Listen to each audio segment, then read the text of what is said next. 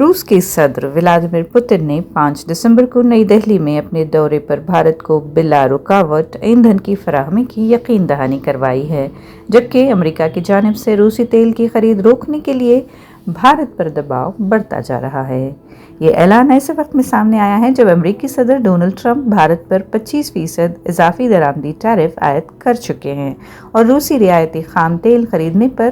بھارت پر پابندیوں کو کمزور کرنے کا الزام لگا چکے ہیں۔ پوتن نے اس دباؤ پر سوال بھی اٹھایا کہ جب امریکہ خود روس سے نیوکلیائی ایندھن خرید رہا ہے تو بھارت پر اعتراض کیوں کیا جا رہا ہے۔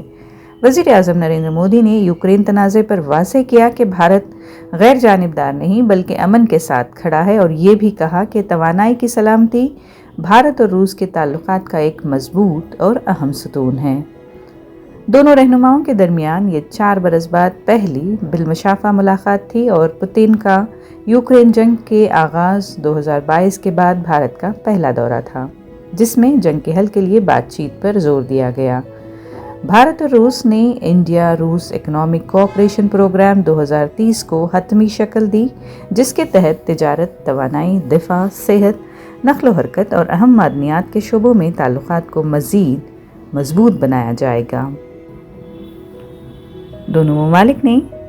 یوریشین اکنامک یونین کے ساتھ آزاد تجارتی معاہدات جلد از جلد مکمل کرنے کے عزم کا اعادہ کیا اور قومی کرنسیوں میں 2 طرفہ تجارت کو فروغ دینے پر بھی اتفاق کیا۔ یہ دورہ ایسے وقت میں ہو رہا ہے جب امریکہ روس اور یوکرین کے ساتھ جنگ کے خاتمے کے لیے بات چیت میں مصروف ہے۔